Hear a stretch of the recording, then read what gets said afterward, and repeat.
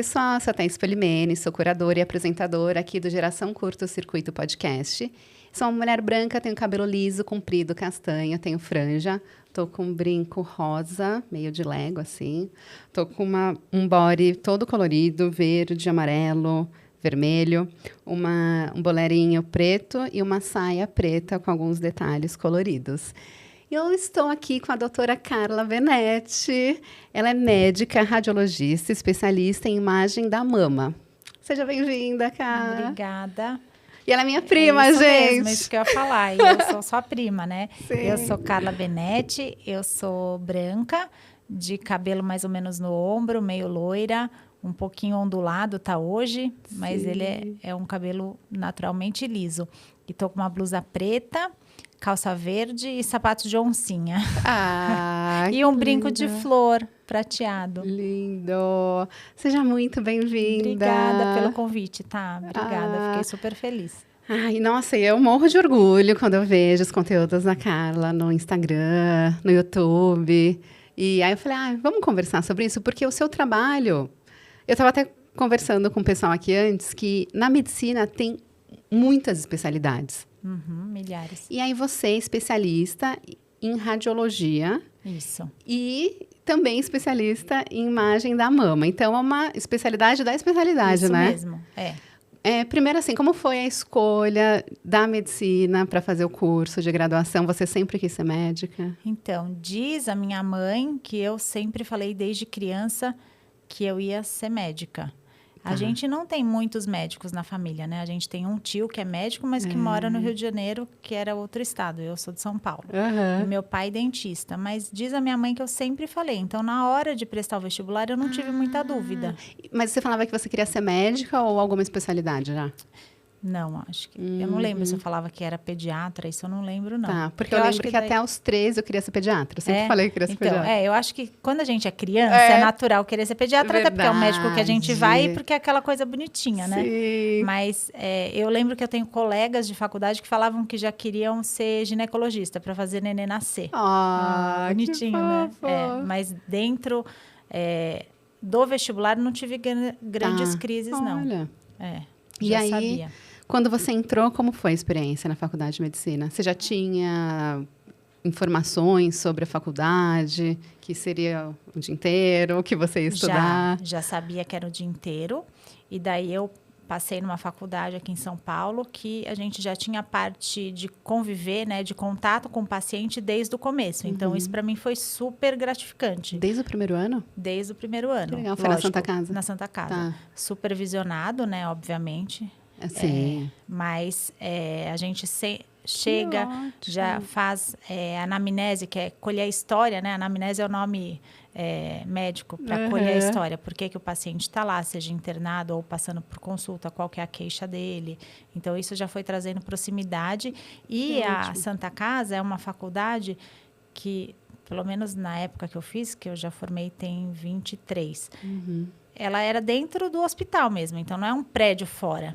Então, era ali dentro dos corredores mesmo, tinha umas salas de aulas. Então, a gente viver aquilo tudo sempre foi uma coisa muito natural. A minha experiência dentro do curso de medicina foi muito boa. E aí, desde o primeiro ano, você ficava o dia inteiro na faculdade / hospital, né? Integral, Lógico, os primeiros anos acabam que você faz mais aquela parte de anatomia, de fisiologia, de aulas mais teóricas, que tem uma parte prática.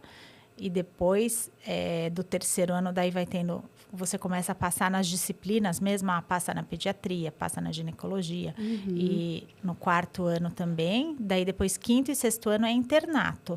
Daí você vive mesmo o dia a dia do hospital e faz plantão... Tudo como se você... Super prático. Isso, só. Basicamente, tem aulas teóricas, a depender da... Então, estou passando na cirurgia. Então, tenho aulas teóricas de cirurgia, mas a gente vivencia o dia a dia, sobe no centro cirúrgico, acompanha a cirurgia, às vezes ajuda a instrumentar junto com os residentes, passa visita, troca curativo, sutura... Uau! E teve alguma especialidade que você gostou, além da radiologia? Sim, porque radiologia nem é muito natural dentro do curso de medicina, né? É uma coisa que a gente fala até para os cursos novos, né? Olha. De trazer isso, né? do olhar do médico que realiza os exames, mas que é tão importante aí na dinâmica, né? Totalmente. Teve. Eu gostei de várias, na verdade. Eu gostei muito de gineco, gostei bastante de gineco e obstetrícia. Gostava de clínica médica também, pensei às vezes até em fazer dermato. Gostei muito de psiquiatria. Eu acho que hoje em dia seria uma coisa que eu faria de olhos fechados, assim, gostei muito. Eu tenho curiosidade de saber o que estuda a psiquiatria no curso de medicina. Então, a gente passa na psiquiatria, daí naquela época, eu sei que hoje em dia não tem mais, mas tinha a Santa Casa, ela administrava e era responsável por um hospital psiquiátrico na Vila Mariana, então a gente passava lá. Então, a gente vivia mesmo um dia a dia de um hospital modelo psiquiátrico. Então, não era que os pacientes ficavam todos de uniforminho, às vezes que nem a gente tem aquela imagem, né, de filme. Isso. Não. Pessoas viviam normal, de roupa, e logicamente, existiam casos mais e menos graves que precisavam ou não de ficar separados ou por ameaças mesmo. Sim. Às vezes, a integridade de alguém da equipe ou dos outros pacientes. Mas a gente vivia ali inserido. E você estuda as diversas patologias, né? Que psiquiatria também é um campo enorme, né? Vai desde, sei lá, drogadição até depressão. Tem psiquiatria para idoso, para criança. Então, é uma coisa muito vasta, né? Nossa! Eu comecei a me interessar porque eu acho que se eu fizesse medicina, talvez eu fosse para pediatria, porque adoro criança, e psiquiatria era uma coisa que eu falava, não, eu nunca gostaria. Mas como eu fiz o curso de psicanálise, aí eu falei, olha, eu acho que seria legal psiquiatria. E dizem que hoje, na minha época não era, mas dizem que hoje acho que é a especialidade mais disputada para residência médica. Porque hoje em dia tá todo mundo, né, com questões. E acho que também é muito mais orgânico. Na nossa época, quem falava assim, eu vou na consulta com o psiquiatra? Falava, não, tá doido. Falava, não fala isso. Não fala que era um segredo, né?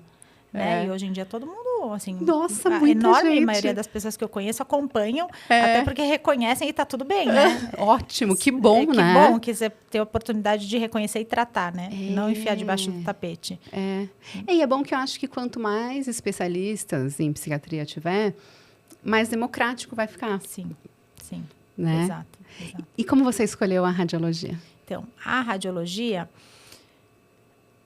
eu gostava, né, de exames de imagem, o pouco contato que eu tive, mas fiquei em dúvida, porque também não era uma coisa que a gente vivenciava muito.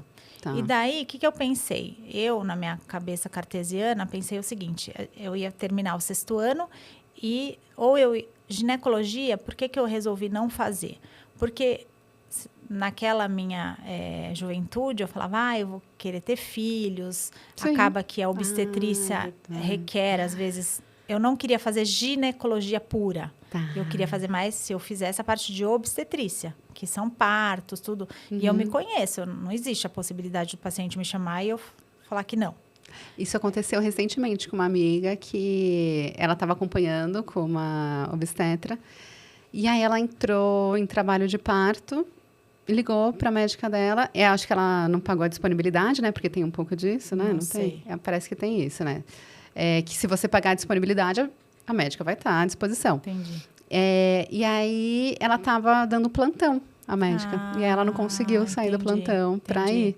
Então, e daí, às vezes, vamos supor, você ia ter que deixar de viajar. Eu conheço colegas que falam, olha, nesse período eu não posso viajar, que eu tenho algumas pacientes que estão para entrar em trabalho de parto.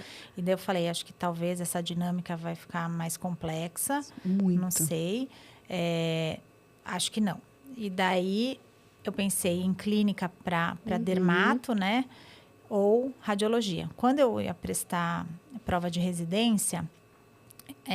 radiologia tinha muito poucas vagas e clínica já tinham mais.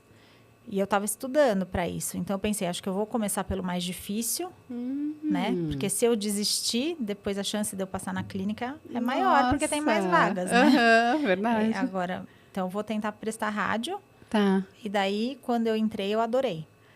Aí você já entrou logo.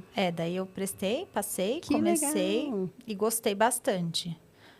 Agora, dentro da radiologia, meio que eu já fui me apaixonando por mama desde o começo. Porque você faz, né, assim, para quem não sabe, assim, então são 6 anos de medicina, daí a gente termina e nos formamos médicos. A gente pode exercer a medicina.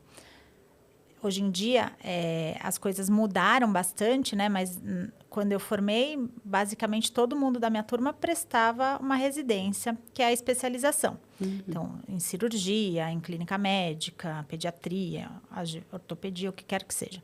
Então, eu prestei radiologia, daí a radiologia são mais 3 anos. Daí eu fiz... São 3 anos. 3 anos. E daí a gente passa... E como é? O dia inteiro também? Também. Integral? Na época que eu fazia era das 7 às 19. Meu Deus. E os plantões, assim. Porque tem muita coisa ainda, né? Para estudar, para aprender. E daí você passa também nos diversos... Lógico, cada residência tem uma dinâmica. E você paga ou você recebe? Não, depende. Depende. Eu recebia. Eu passei nas 4 vagas. Essas 4 vagas tinham bolsa. Tá. Depois tinham, dentro da instituição que eu fiz, tinham outras 8 que não tinham bolsa. Que era basicamente a mesma coisa, que é estágio. Mas era a mesma coisa, só que essas outras 8 pessoas não tinham bolsa. Não recebiam. Eu não sei se tem algum... Eu acredito que sim, que tem algum curso de especialização, que é estágio mesmo, né? Não essas pós-graduações, que você talvez pague. Eu acho, mas eu não tenho certeza. Eu sei que tem as bolsas de residência vinculadas ao MEC recebem uma bolsa auxílio e os estágios às vezes não. E daí a pessoa ou tem que ser subsidiada pela família ou dá plantão fora para ajudar. De final de semana, né? Isso, de noite. Eu mesmo com a bolsa eu dava plantão. Meu Deus. Fora os plantões. Não dormia nada. Não, eu tentava organizar também para não ficar tão cansada no aprendizado, né? Então às vezes final de semana que eu não estava trabalhando no plantão da Santa Casa, né, de residência, daí eu dava plantão de clínica médica durante o dia, assim. Então, são praticamente 9 anos de estudo intenso. Depois eu fiz mais um de radiologia mamária. Então, 10 anos para se especializar em radiologia mamária. Nossa, e conta um pouquinho o que é ser radiologista? Porque a gente está falando aqui de radiologia e talvez tenha pessoas que falam, não, mas o que é Tem isso? gente até que acha que quem faz o exame, vamos supor, você chega lá para fazer a mamografia, que é aquele que é o radiologista. Isso. Ou a pessoa que vai fazer raio-x. Aquelas, em geral, são os técnicos ou tecnólogos de raio-x. O radiologista é o médico que lauda o exame. Tá. Então, nunca vai ser o médico que vai fazer o exame, ou pode ser? Em geral, não. Por exemplo, às vezes eu entro para fazer quando a técnica está com uma dificuldade, você ajudar no posicionamento, mas não é a gente que faz o exame. O que a gente faz aqui no Brasil é a ultrassonografia, daí o médico que faz a ultrassonografia. O radiologista ou o ultrassonografista, que hoje em dia tem uma outra especialização só em ultrassonografia. Tá. Então... E aí vocês analisam o exame. Isso, a gente analisa o exame. Dentro da minha especialidade, então, o que eu laudo? Mamografia, faço os ultrassons de mama, ressonância magnética e as biópsias de mama. Tá. E como funciona essa análise dos... Porque quando eu vejo alguma imagem de ultrassonografia, eu falo, gente, não entendi nada. Como que é, assim, esse trabalho do seu olhar para conseguir... É treino, analisar, né? É treino. Principalmente imagem... A gente brinca que são horas de voo. De tanto ver. Então, primeiro, dentro da instituição que eu trabalho hoje, tem residência médica, né? Então, os residentes passam com a gente. Tá. Então, eu falo que eu aprendi lá atrás, algumas coisas são boas que você aprende com alguns staffs, outras não, né? Você fala o que não fazer. Daí, eu tinha um que ele é extremamente inteligente. E ele falava assim, o mais difícil, na minha opinião, é você formar um cenário do que é normal e as variantes da normalidade. Porque tem o normal, sei lá, igual a gente. Vamos supor, cabelo, mas cabelo crespo, liso, ondulado, amarelo. Então, assim, dentro da imagem, tem o normal, tem os diferentes cenários dentro da normalidade e depois reconhecer o que é doença. Então, acho que é treino mesmo, de você olhar, estudar, né? Tá. Estudar sempre. Nunca para, né, de estudar. Não. E por falar em nunca parar de estudar, você também é coordenadora da pós-graduação. Sou. Conta um pouquinho como que é Então, após. dentro da instituição que eu trabalho, que é a Beneficência Portuguesa aqui em São Paulo, a gente, daqui 2 anos, provavelmente vai inaugurar também o curso de medicina. Então, hoje em dia já tem a parte da faculdade BP, que a gente chama, e tem os cursos de pós-graduação, e agora começou o curso de pós-graduação em imagem da mama. Tá.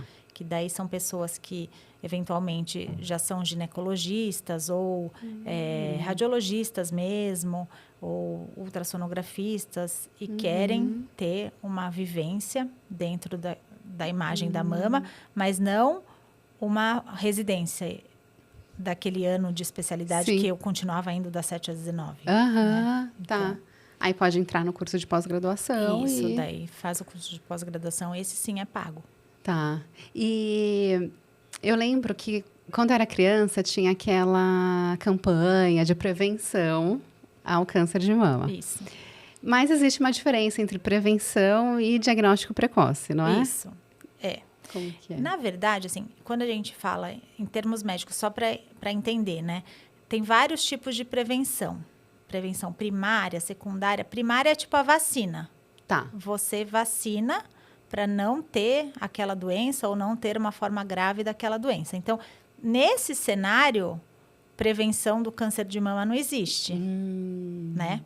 Total. Mas existe a prevenção de você pegar a doença num estágio mais avançado, que você não mire na cura. Entendeu? Ótimo. Então, é que a gente acabou descontinuando isso, porque às vezes as pessoas ficavam até revoltadas. Puxa, mas eu fiz a minha mamografia o ano passado e agora estou com isso. Não era prevenção? Não, não é vacina. Maravilhoso isso. Então, porque realmente não tem como, né? Você vai diagnosticar. Isso, precocemente. Precocemente. É isso. Então, você rastreia. Isso, explica o que é o rastreio. Isso.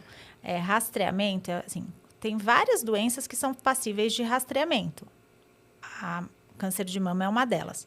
Então, tem alguns critérios, né, que são conhecidos. Então, primeiro tem que ser uma doença muito prevalente. Não adianta a gente, sei lá, rastrear uma síndrome rara, né? Então, tem que ser prevalente na população para justificar você submeter tantas pessoas a um teste. Então, primeiro tem que ser prevalente e aquela doença, ela também tem que ter um período subclínico, que a gente chama, que as pessoas não sentem nada, mas que já tem a doença.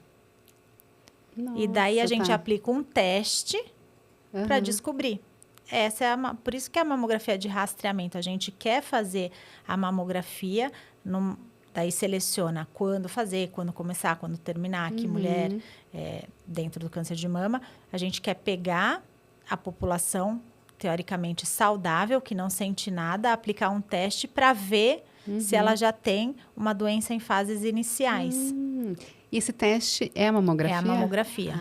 A mamografia.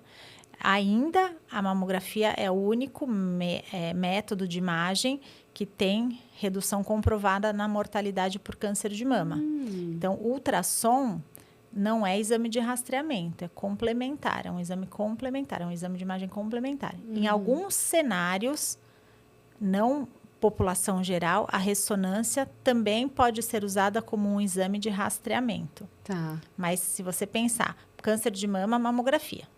Tá, ótimo. E muitas mulheres ficam com medo de fazer mamografia porque falam que dói. Sim.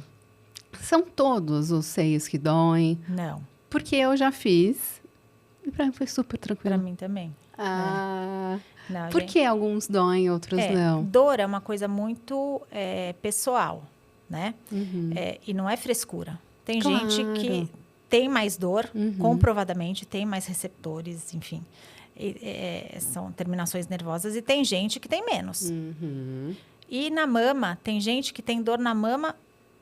É verdade. Tem gente que tem dor na mama. Fala, não gosto que encosta na minha mama que dói. E tem gente que não tem. Então, isso tem... A gente não sabe que pacotinho que a gente vai nascer, né? Com dor ou sem dor. Não dá para escolher, infelizmente. Então, tem gente que sente muito mais desconforto e dor. A maior parte das pessoas, não. É super tolerável. É que criou esse estigma. Então, que é um exame que tem que ter compressão. Sim. Infelizmente, se não fizer compressão, o exame não sai bem feito. Mas é super rápido, são segundinhos, né? Segundinhos. Então, a maior parte das pessoas, e eu gosto, pelo menos na instituição que que eu trabalho, que eu já trabalhei, eu gosto de criar um ambiente acolhedor. Então, você leva em conta, se a paciente chega e já fala, morro de medo, eu desmaio, tem paciente que desmaia às vezes, é raro, mas tem. Então, você leva em conta. A pessoa tá lá, tá te falando, né? Acolhe, leva em consideração exato, isso, acolhe, né? Então, as técnicas de mamografia, geralmente são mulheres que fazem, elas são super treinadas, são super acolhedoras, elas escutam. Então, se tem paciente, por exemplo, o ideal é fazer o exame em pé, né? Porque para posicionar é melhor, tudo. Mas se tem uma paciente que fala, olha, eu sempre desmaio, ou se tem qualquer dificuldade, vamos posicionar ela sentada, vamos escutar. Que ótimo. Né? Então, acho que... adaptar, né? Exatamente. Ótimo. E não tem a ver, então, com o tipo de mama? Porque tem tipos, Tem né? também. Fibroso, Tem, não mama é? densa, que a gente É, chama. A mama denso é uma nomenclatura do raio-x. A mamografia é um tipo de raio-x, é o raio-x da mama. Então, quando a pessoa... A mama da gente é uma glândula, cada uma delas, que foi desenvolvida, né? Para produzir leite. Tá. Se a gente vai ou não amamentar, é uma outra coisa. Mas são glândulas para produzir leite. E essas glândulas, no raio-x, elas aparecem brancas.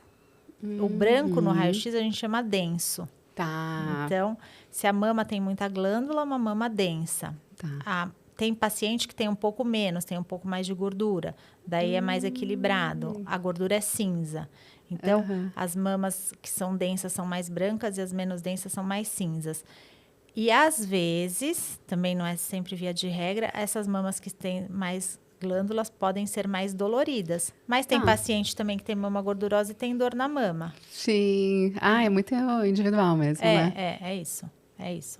E todas têm que fazer de qualquer jeito. Todas. A partir dos 40 é indicado, né? Isso. Teve uma consulta que eu vi também no seu Instagram, que é consulta NS 144. Isso.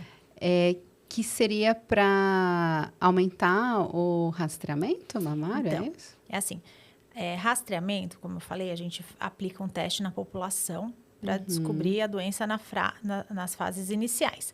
Só que é público, né? No nosso país, né? Exato. Tem que ser custo efetivo também. Então, você pega em que faixa essa doença predomina mais, né? Câncer de mama, em geral, a partir de uma idade maior. Então, você não rastreia paciente de 20 anos.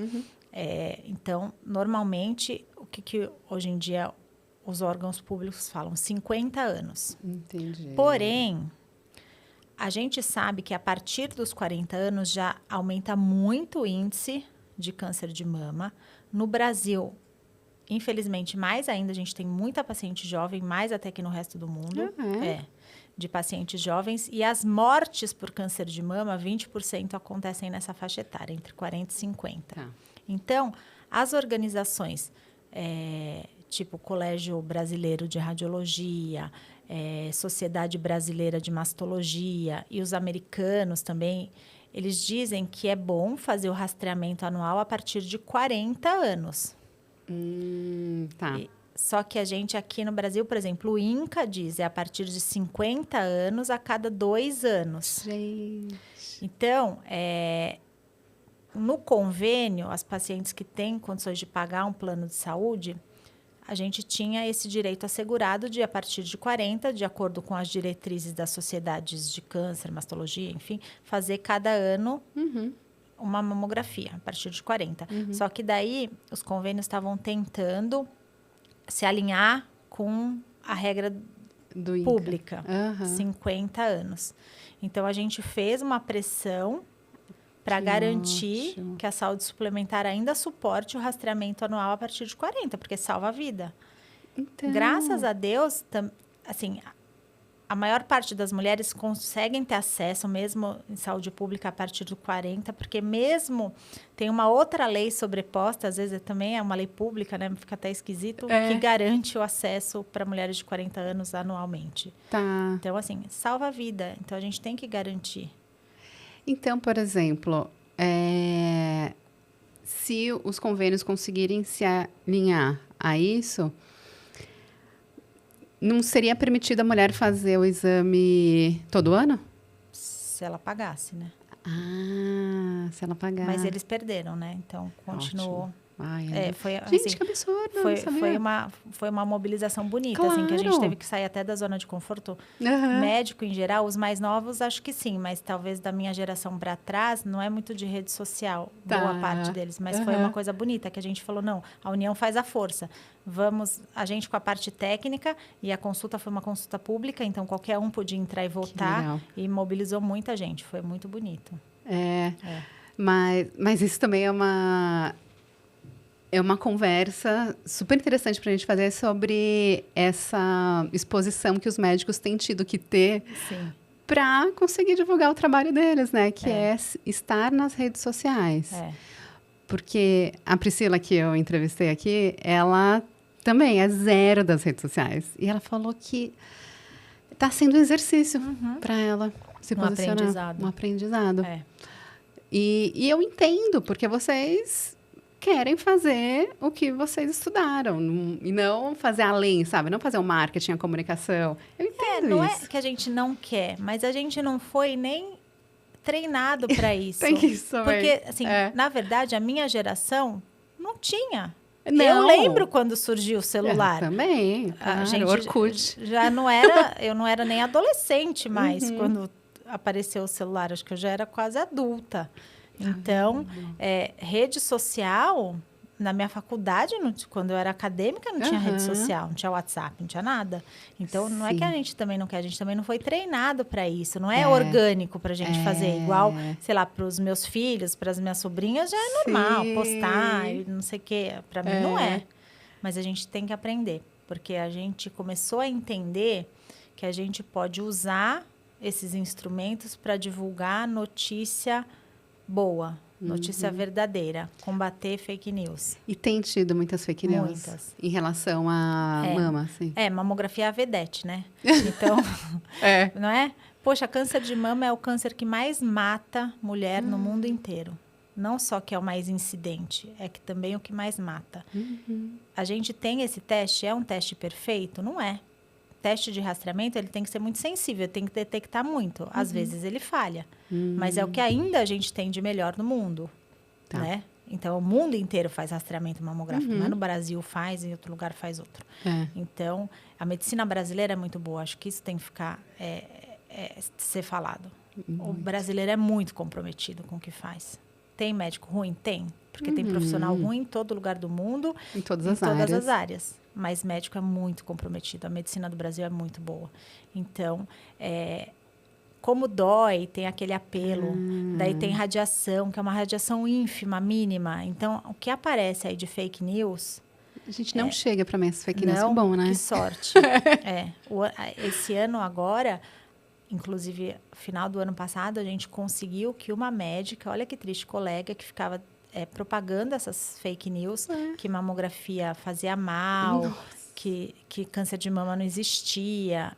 A gente conseguiu levar isso adiante. O órgão da gente, o Colégio Brasileiro, assumiu a causa, levou juridicamente, e ela está com o CRM suspenso. Porque ela está prestando um desserviço. Desserviço? Como isso? Então, daí ela está com o CRM cassado, assim. E também, daí, mais uma vez, a gente tem que... eu, por exemplo, não sou uma pessoa super afeita a redes sociais, mas eu entendi que naquele momento era importante. Até antes de ontem, uma paciente falou assim para mim, doutora, eu vim fazer exame com a senhora, por que as suas redes sociais não são abertas? Não são abertas. Não, daí eu falei, eu brinquei com ela, falei, não, porque tem muita coisa ali que você não pode ver. Daí ela falou, não, é porque hoje em dia também é um meio da gente procurar informação sobre o profissional. Verdadeira também, né? Então, daí até as residentes lá falaram, doutora, vamos fazer uma para a senhora, a gente administra. Eu falei, pode fazer. Ótimo. Não, isso eu estava conversando com uma amiga da área da saúde sobre...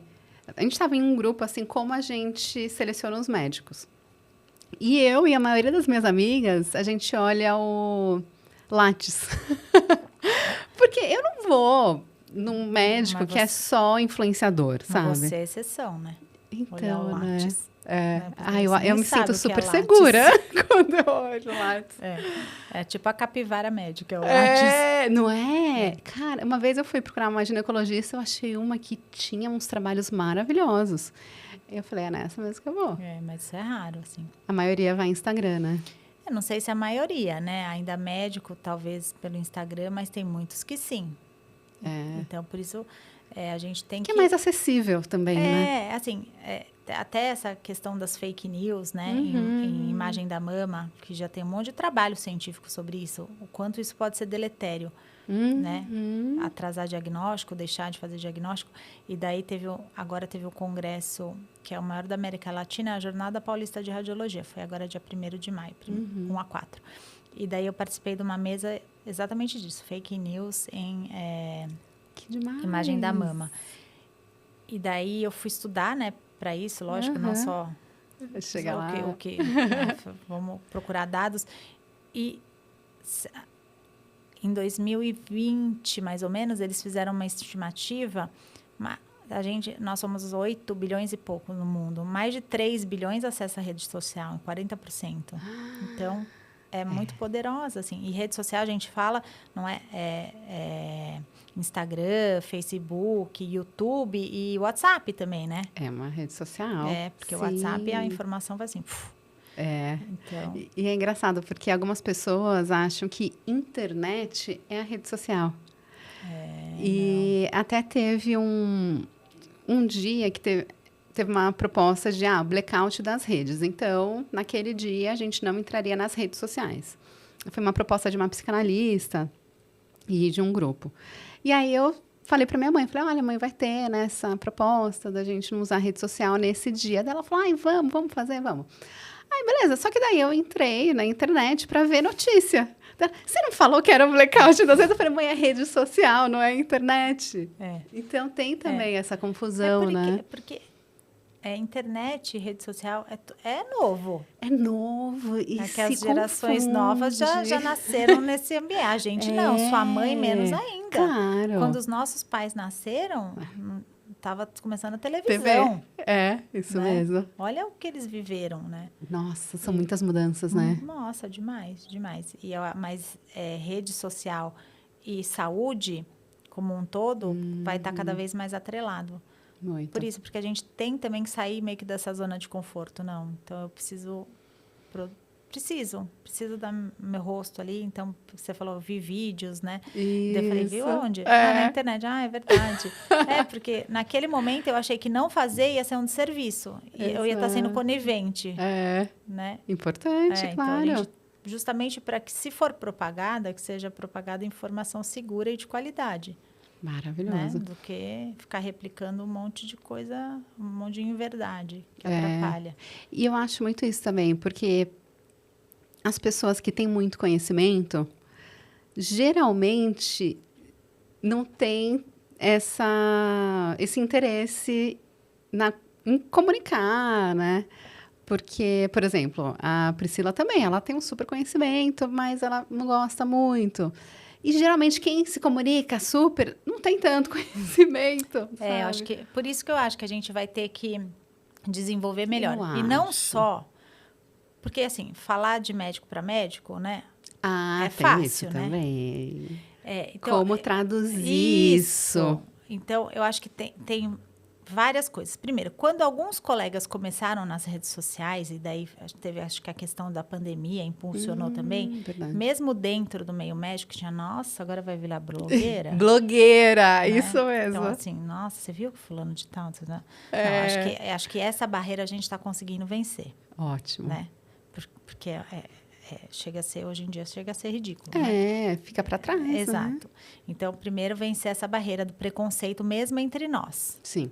Né? De estar em redes sociais. Então, hoje, vários colegas têm perfil aberto e propagam informação, divulgam também seu trabalho, por que não? Medicina é uma profissão. Exatamente, então, precisa você está oferecendo divulgar. Um serviço bom, tá tudo bem. Claro. Por que, de repente, uma pessoa que vende alguma coisa, uma bijuteria pode fazer e o médico não? Então, né? eu acho que até alguma regulamentação que precisa ser Já adaptada, tem, né? exato, Já tem? já tem, Tá, já tem. que legal. Então, para também não ficar o antes e depois, aquela coisa Isso, esquisita, é né? verdade. Venha colocar seu bumbumzinho comigo. Senão Muito. fica esquisito. Por isso, porque saúde é um pouco mais sensível, medicina é um pouco mais sensível também, né? Claro.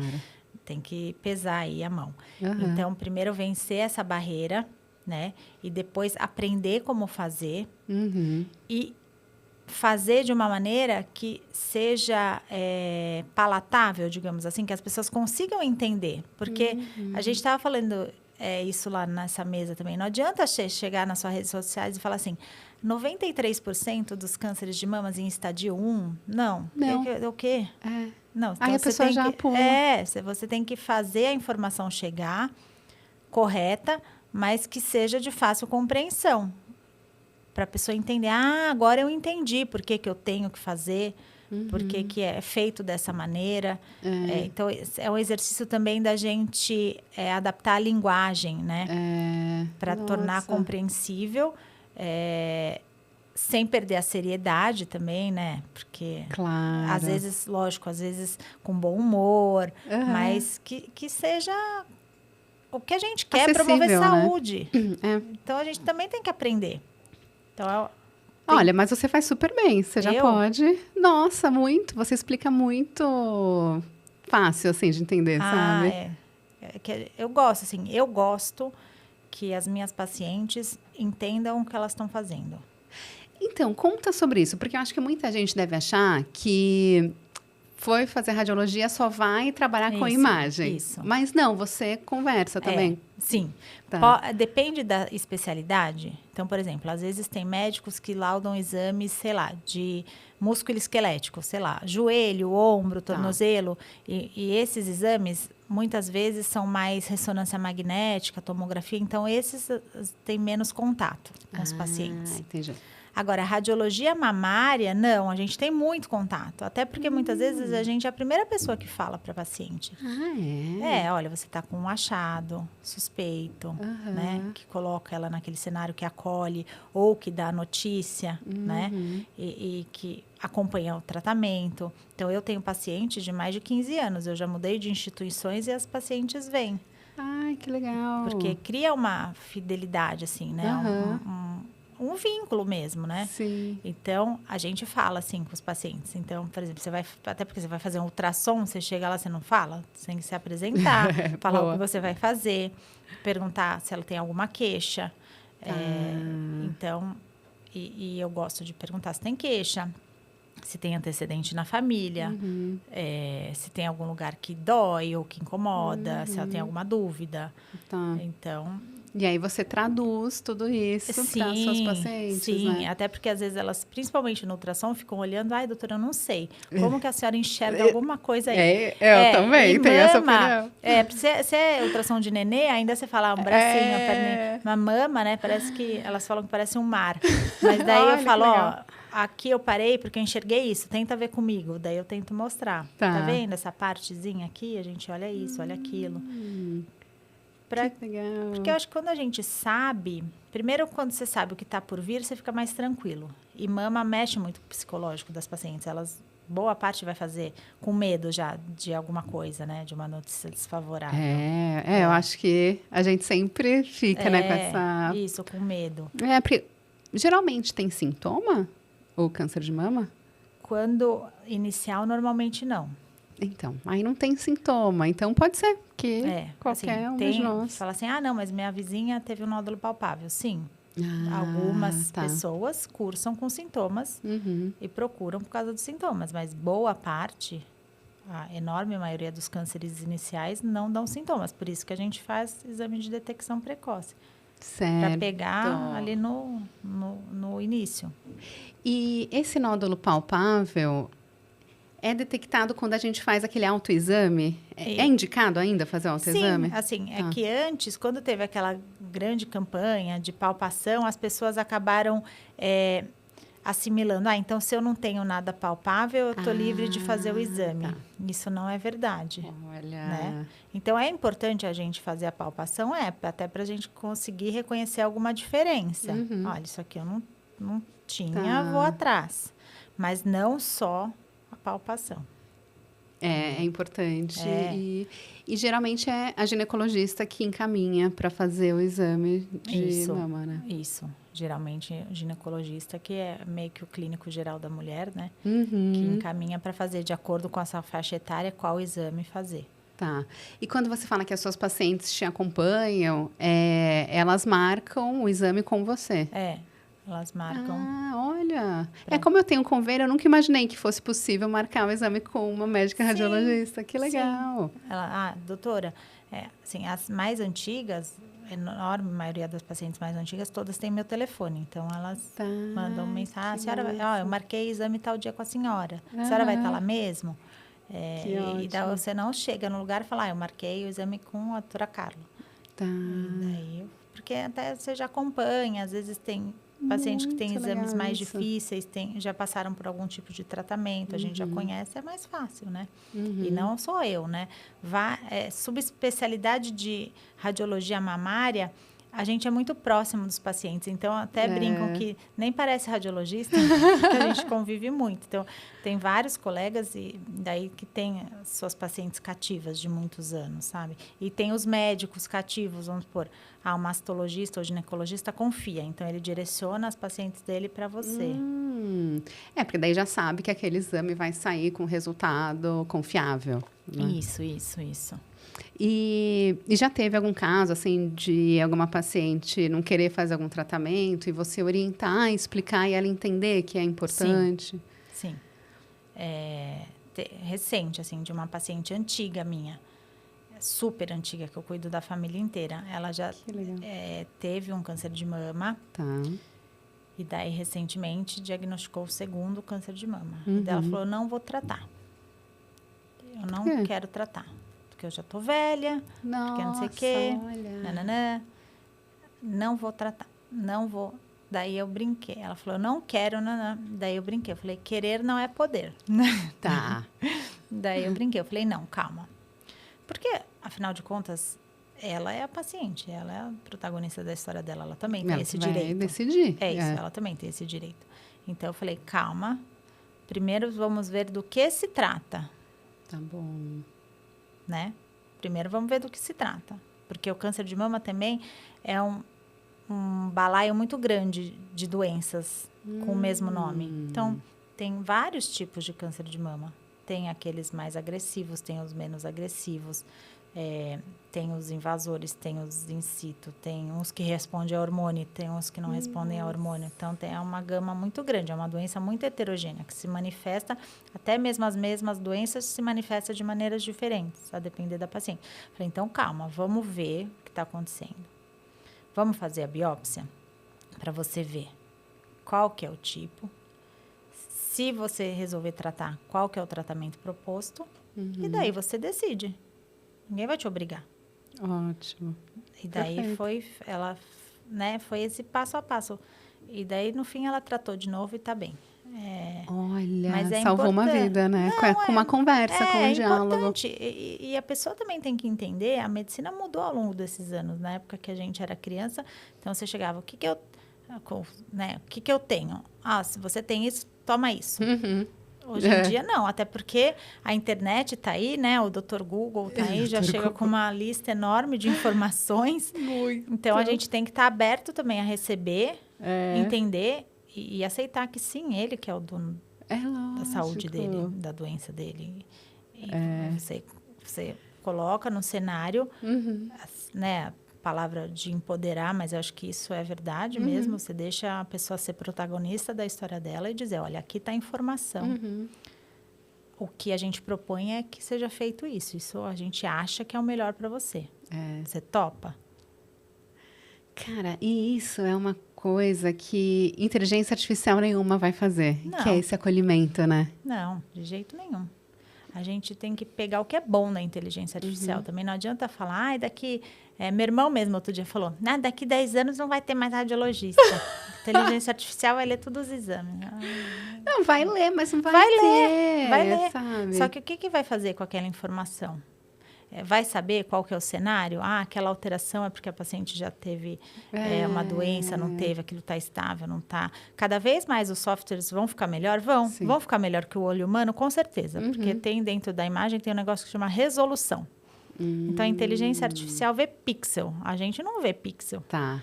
Ele não fica cansado. A inteligência artificial não fica cansado. Isso mesmo. Né? Depois de ler 50 exames, você tá, ufa, só o pó. Não, ele não fica cansado. Então, a gente tem que pegar o que é bom.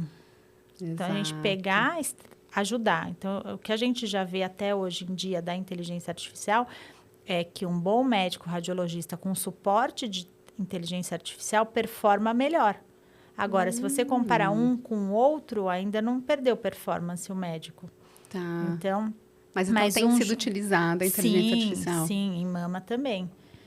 Por isso, porque às vezes pega, desconfia ali daquela área, então o que a gente faz? Vou dar uma atenção maior, vou saber interpretar. Olhei, investiguei, não é nada, não é nada.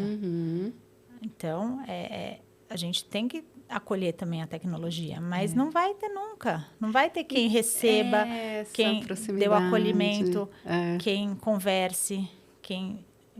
Né, que estabeleça essa relação de confiança. Sim. Isso não vai ter. Eu acho que vai ser na parte técnica. É isso. Né? E, de repente, a gente vai ter mais tempo para gastar com isso, que é o que importa. Se eu já tenho um suporte, né? Tipo assim, olha, já tenho ali um negócio que vai... A sua mamografia tá sendo lida por um software que não erra nunca, tá? Enquanto isso, o que você quer, né? Você tem alguma dúvida? A gente está pensando nisso, pensando naquilo. Sua história familiar, para você, não só mamografia é suficiente, precisa fazer um exame complementar. Então, a gente vai gastar mais tempo com o que precisa. Que é o que tem sido muito falado, né? Que é a saúde social, que é essa conexão entre as pessoas. Sim. Porque eu acho que a tendência é a parte técnica ser feita pela tecnologia, né? Por alguma inteligência artificial. Só que é essa relação que nunca vai substituir. É isso, não vai. Não vai. E porque a gente também não quer. A gente não Você quer, ia gostar de chegar lá, nossa, botar sua mama num scan, né? De repente o aparelho mesmo já faz sua mamografia, daí sai lá, tipo, com um tipo, laudo, assim, ó, normal, sem normal, leva extrato, pra casa. né? Pode ter gente que goste? Até pode, mas é enorme minoria, né? Claro. Ninguém quer. Só quer ser recebido por alguém, quer que o exame seja laudado por alguém, que alguém te dê esse resultado, te dê esse feedback. As relações humanas não vão desaparecer, né? Eu acho que a evolução humana é em relação às relações humanas. Exatamente. Né? Acho que é legal a gente trabalhar isso, principalmente depois da pandemia, que era o que a gente estava comentando também, sabe?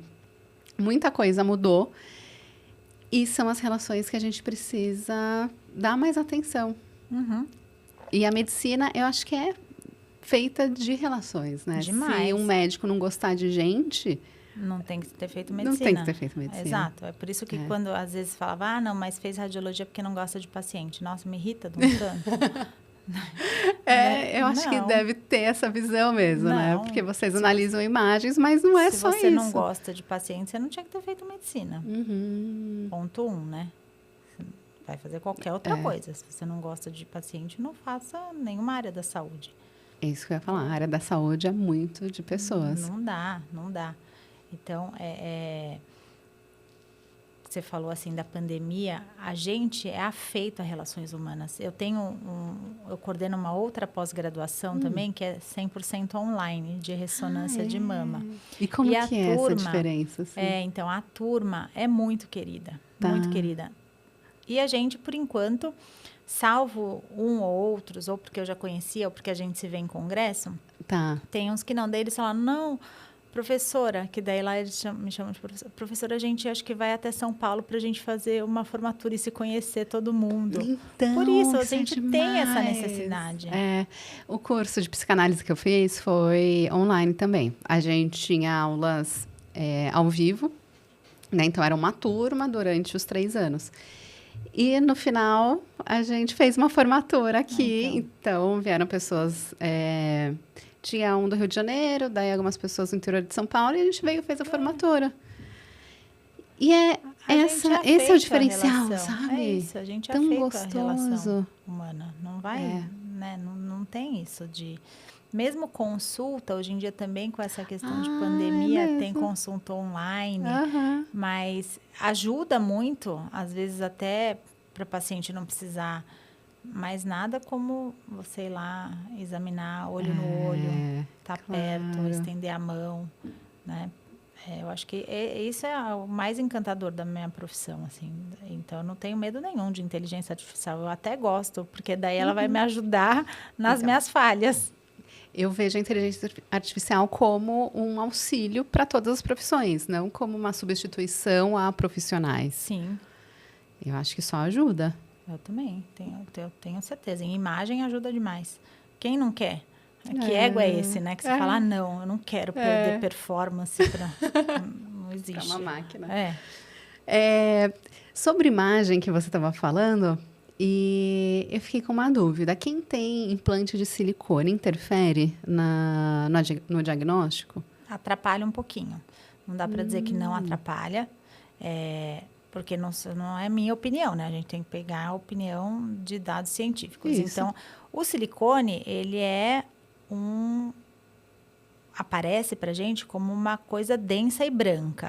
E aperta um pouquinho o tecido mamário, né?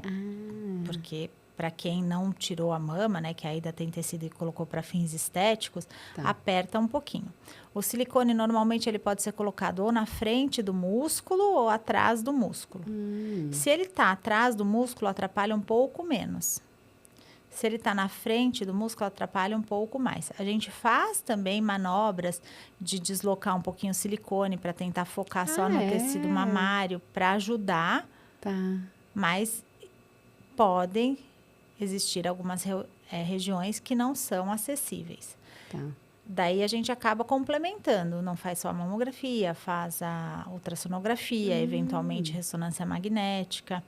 Eu não tive ainda, né? Tomara que não tenha nenhum caso que o silicone acabou atrapalhando a ponto de... Não. Mas pode, pela literatura, obscurecer algumas areazinhas assim. E hoje em dia tem outros procedimentos estéticos além do silicone. Sim. Tem salinas, é isso que você... Não, tem. O silicone que a gente fala, assim, implante mamário pode ser de silicone, pode ser de solução salina, que é aquele que eu nunca que nos Estados Unidos usa mais, que é um implante que... O implante, na verdade, ele é uma bexiguinha. Então, você enfia lá dentro o conteúdo, pode ser silicone, e os silicones mais modernos não é fluido, é tipo gummy bear, sabe? Ou solução salina, que é soro, né? Então, implante, tudo bem. É regulamentado, pode fazer com segurança. Os outros procedimentos de injeção de material na mama não são regulamentados. É tudo fora da lei. E pode atrapalhar, sim, o rastreamento. Que daí, vamos supor, na população trans, às vezes, principalmente trans mulher, que às vezes quer aumentar as mamas, né? Então, injeta silicone líquido.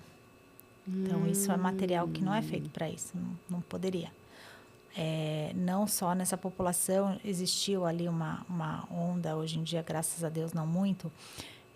O que a gente tem visto e que tem que tomar cuidado são alguns procedimentos estéticos que são, às vezes, utilizados em rosto, pescoço, então, bioestimulador de colágeno, essas coisas, e que as pessoas vão e colocam na mama.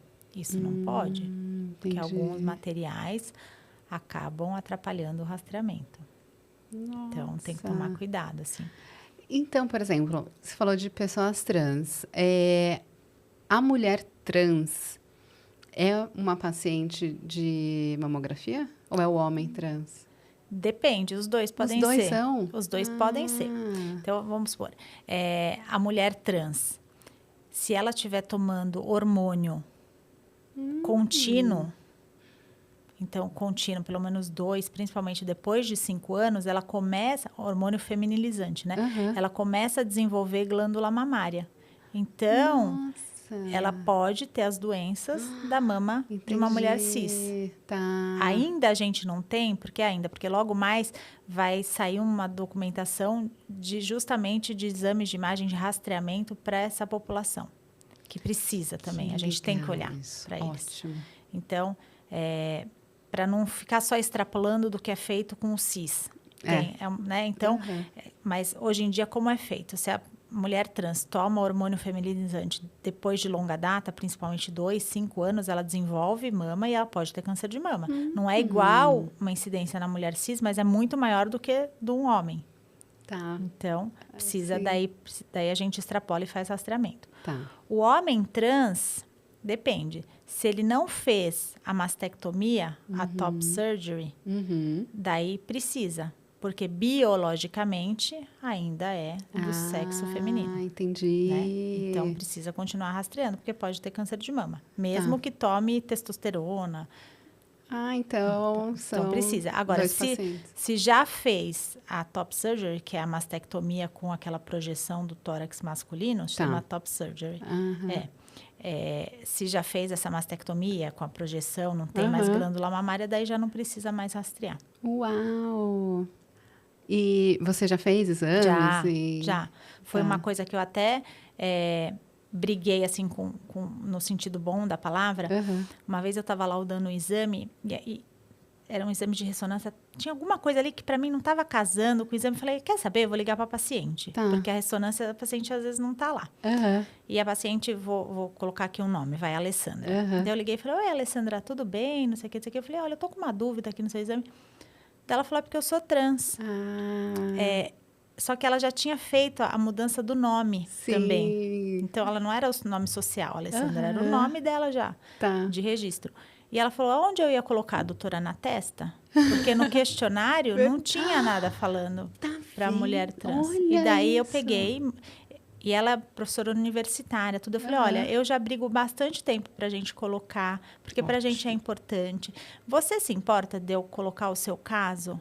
Ela falou, jamais.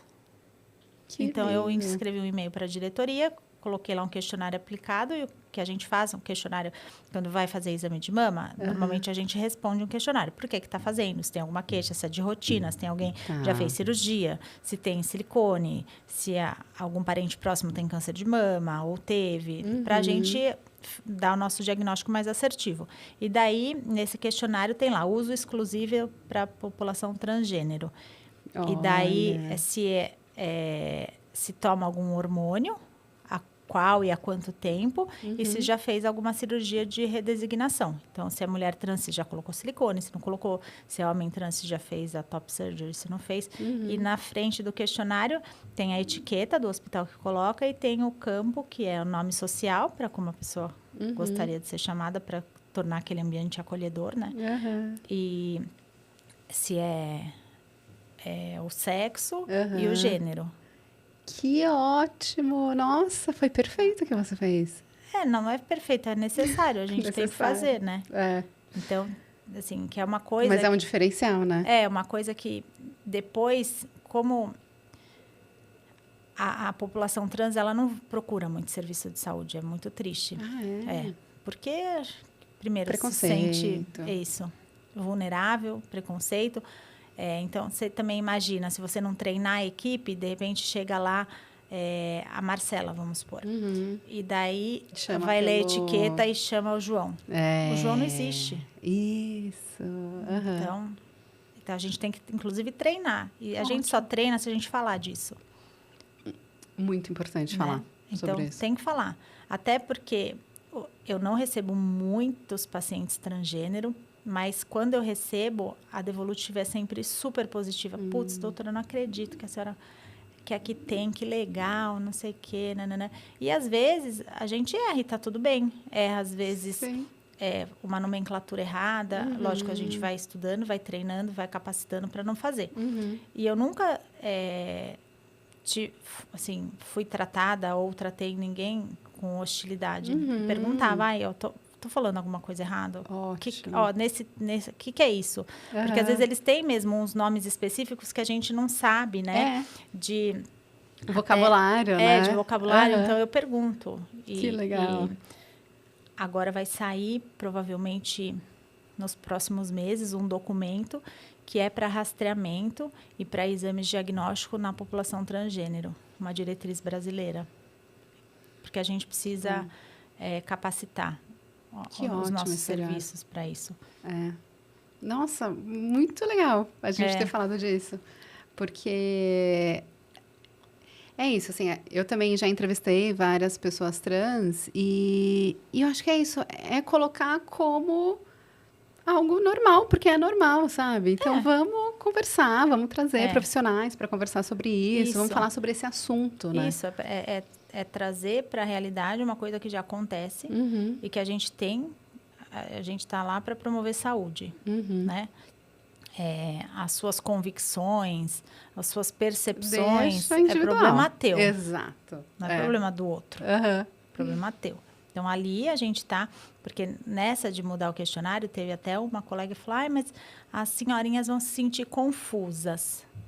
Daí eu falei, tudo bem, elas vão preencher, vai preencher errado e tá lá, pronto, acabou. Não precisa, né? Problematizar. Eu falei, a gente está aqui, é um questionário que vai influenciar diretamente no laudo que eu vou dar. Então, eu preciso. Você precisa, é isso. Pronto, e acabou. É necessário para o laudo médico. Vai fazer diferença. Se a paciente toma hormônio, ela vai precisar fazer rastreamento, ela vai precisar voltar no ano seguinte. Se ela não toma, ela não vai. E eu só vou saber se tiver escrito. Então, incrível, maravilhosa. Foi muito legal, assim. E sempre, se eu sou chamada para dar aula, acabou que algumas vezes eu sou chamada para dar aula de exames de imagem transgênero, né, das mamas. E daí eu sempre coloco como uma forma de efeito eco das good news, assim. Eu fiz desse jeito, não sei se é o jeito, ainda não tem nada na literatura, mas é o jeito que eu fiz, baseado num documento que daí já tem brasileiro. Eu fiz dessa maneira. Adapta o seu serviço, mas faz. Mais né? faz, E outra, teve até uma colega que falou, nossa, Carla, você fez de uma maneira simples, eu tinha pensado em fazer um questionário só para transgênero. Não, a pessoa não precisa se identificar como tal, às vezes ela não quer. Você dá o mesmo questionário. E daí tem lá uma parte que eu não estou querendo espizinhar a vida da pessoa, estou querendo saber tecnicamente daquele exame, eu preciso só desses dados aqui, ó. Então, porque vai interferir no seu laudo, né? É isso. Nossa, que demais! Amei. É um tema que eu gosto. Muito bom. Gosto bastante. Bom. Ai, chegamos ao final. Já falamos de tudo. Passou muito rápido. Tem muita coisa para falar. Esse podcast é demais. A gente falou, né, das profissões. Assim, sim. Tem profissão demais e cada uma tem coisas lindas para a gente falar. Porque é isso. Eu imagino que na radiologia tem um monte de especialidade, né? Tem. Existe da mama e existe... Mama é a melhor, mas tem várias. Mama é melhor. É isso. Para mim é. Cá, deixa os seus contatos, se o pessoal quiser tirar alguma dúvida, ver o que você publica. Depois eu vou passar meu e-mail. Tá bom. Daí, se você quiser... Ótimo, se quiser colocar algum e-mail, eu estou super aberta. Eu trabalho na Beneficência Portuguesa de São Paulo. Se alguém quiser, eu estou lá no hospital todo dia. Se quiser, mesmo que seja... mas meu plano de saúde não atende, tá tudo bem. Pode ir lá que eu recebo. A função é promover saúde, né? Que linda. E rede social, eu estou trabalhando a minha mente para fazer uma rede aberta. Não que tenha nada secreto, mas não é para abrir, é para alimentar ela com conteúdo, informações importantes e verdadeiras. Mas eu deixo o meu e-mail, se alguém quiser me procurar no hospital, também eu estou lá todo dia. Em breve, uma rede social, Carla Benetti, doutora Carla Benetti. Isso. Combinado. Perfeito. Obrigada, muito obrigada, Carla. Eu que agradeço. Pessoal, a gente também está aí na internet. Aí a gente está em várias. Instagram, TikTok, YouTube, Spotify, Geração Curto Circuito. Eu também estou no Instagram, no TikTok, YouTube, Spotify não, porque eu não canto. Thaís Polimene. E eu quero agradecer a Carla. Muito obrigada. Eu que agradeço. Foi uma delícia, uma tarde gostosa. Muito boa. E obrigada por ter trazido tanto conteúdo para os nossos ouvintes. Eu que agradeço. E obrigada, Isa. Valeu, gente. Tchau, tchau.